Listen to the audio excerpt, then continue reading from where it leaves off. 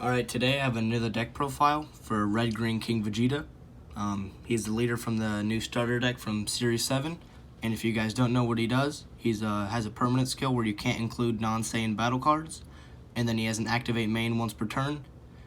Take a life and then look at the top 5 cards from your deck and choose one Red or Green Saiyan or King Vegeta Dynasty, which is the extra card that goes with the deck, and then add it to your hand. So front side really good. Plussing 2 with his effects because almost all the cards in your deck are Red or Green Saiyans, and then also the extra card, so you're pretty much guaranteed to hit off it. And then his Awakening effect, if you have King Vegeta Dynasty in your battle area and 3 or more cards in your energy, you can draw one, untap an energy, and flip them over.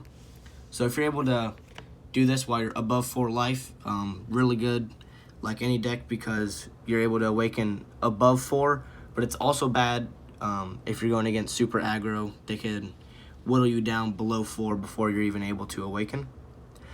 But on his backside, he's King Vegeta, leader of the Saiyans, and then activate main once per turn. You can choose one of the effects. You can either pop a Red or Green Saiyan in your battle area, and if you do so, you get to draw one, and then the leader gains 5k in double strike. Or you can play a 2-drop or less from your hand with its skills negated, and then also draw one. So both skills plus you one. It just depends if you want to make your leader double strike or play out another battle card. The main, literally the card you have to play to make the deck work. King Vegeta Dynasty, he's a 2-drop for 1 red, 1 green.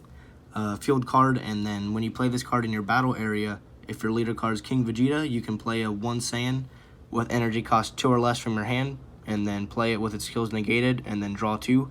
So you basically even out with this effect because you're playing it from your hand plus a vanilla, or not a vanilla, but just a 2 or less. They just come out as a vanilla card basically because their skills are negated, but you get to also draw 2, which I kind of see as a plus because you also get an extra swing on your opponent.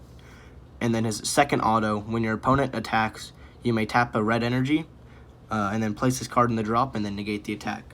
So it's really good as a extra negate. If your opponent maybe doesn't know what the card does, you can surprise them. Moving on into the extra cards. 4 After Image, one of the best red counters. Really good against Hide a Mastery and stuff that doesn't let you negate the card's attack. And it's a sparking, minus 10k, and your leader or battle card gains 40k power, so pretty much stops most attacks. One of the best red cards out of the new set, Denial of Hope. Only run 2. I like having a lot of battle cards in order to activate arrival effects. But for this card, 2 red, counterplay. If your leader card is red, if the battle card your opponent is playing is 20k power or less, it's played in the drop instead. So your opponent plays out a card, its effects none of its effects go off because it just gets placed straight into the drop. Probably one of the best cards out of the new set. Moving on to the 1-drops, I run 3 Wilderness Training Son Gohan. He's a simple play 1, draw 1, and the reason I play him over Raditz is because he's 5k power. So if they're swinging with Intense, maybe the next turn I can play him out and then attack into the Intensifying instead of having to waste my leader attack. But if you're scared of maybe Universe 6 or Janemba or stuff that's playing a lot of Sensu Beans, definitely you can put Raditz in instead of this card. The other 1-drops, I run 2 Tenacious Spirit Son Gohan, play 1, draw 1, and then for 2 green, you can activate his main once per turn and he gains 15k critical, so it becomes a 20k crit, so this card can go pretty offensive pretty quick. If not, you can pop him with the leader effect and give your leader card 5k in double strike. 2 Bridge of the Future Trunks, just a simple play 1, draw 1, because you look at top 2, hit a Saiyan, which mostly the whole deck is, and if you don't hit off it, it's really bad. But it also helps with the green-red count stay pretty even, so you're able to have a good amount to activate Arrival, because Arrival is like the main part of the deck. 3 Brawly Demonic Origin, red-green, energy exhaust, really good to stop energy exhaust once you're playing him out, and then, or if you decide to play him from your hand, your opponent has to drop a card. So really good, keeping all your energy up so you don't have to always tap energy playing a multicolor card. Super combo, 4 Goten BR, it's a Saiyan, so basically gotta run it. And then moving on into the cards you play out with King Vegeta Dynasty mostly, or Your leader effect, Super Saiyan Son Goku, vanilla 20k. That way it doesn't have any really extra effects, just like Kefla, because once your turn passes and her permanents turn on, where your battle cards can't be KO'd by your own skills and they can't be placed in the drop by your own skills. So downside is it stops your leader effects. So that's the reason you also run the Son Goku, because you mostly want to play him out. But Kefla's still good, 20k swing, unless you play out Dauntless Kale for free. If Kefla's in your battle area or leader area, you can play it without activating its energy cost. 5k blocker, so good defense, but mostly you want to play out both of them for free in order to play out Saiyan Onslaught Kefla. Union Potara for 3 energy has deflect, so stopping maybe if they find the one of Bloodlust, because Mach Speed can still hit the card because it's an auto effect that Mach Speed has, so you still have to be worried about that. But it's auto. When you play this card using Union Potara or attack, you draw one and he gains 5k. So with the dual attack effect, you're basically drawing 3 cards, and this card's gaining 15k power. So it's a big monster, big threat to your opponent that they're going to have to also deal with next turn, or else it's just going to draw you more cards and then more advantage. And then for the counterplay cards, because that's the meta we're in, 3 Mach Speed, counterplay, play it. If you got a multicolor card in your energy, reduce them by 1. When you play them, choose one of your opponent's battle cards, it gets minus 10k. And then if it's your opponent's turn, you can also choose something else or the same card, and it gets an extra minus 5. So if you need to, you can play it for 2 on your turn and minus 10.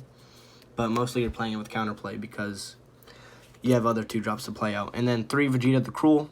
Kind of want to bump this up to 4 because it's way better than Mach Speed Kaioken, because when you play him, you get to choose one of your opponent's battle cards with 4 or less, KO it, and then your opponent has to send a card from their hand to the warp. So they minus 2 while you get this 15k beater on the field. Moving on to the rest of the multicolor cards. 3 Faded Kaioken. Arrival for 1 red, 1 green. Permanent, only 1 can be played in the battle area, and then take a life. And then if he's at 3 or less, if your leader card's Saiyan, he gains double strike, dual attack. Really good game ender.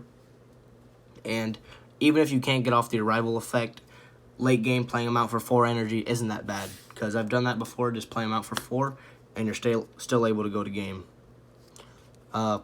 Main arrival card, SSB Gogeta. Amazing card. Double strike, 20k for 1 energy. And then when you play him, you get to pop a 4-drop. Might drop him down to 2, honestly, to add another Kefla, because the Kefla play, most people don't see it coming. And that way, this card can still get denial of hope. So potentially using 2 to 3 cards to get him out and an energy just to get denied is pretty sad. But playing out Kefla, she's protected from it because she's a 5-drop and 25k power.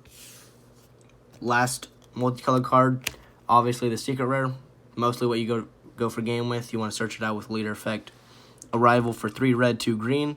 Energy exhaust. When you play this card, you get to crit a life from yourself and then deal 2 damage to your opponent.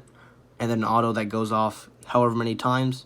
When your opponent combos with the battle card of 2 or less, you can choose one of the cards in their combo area and place it in the drop.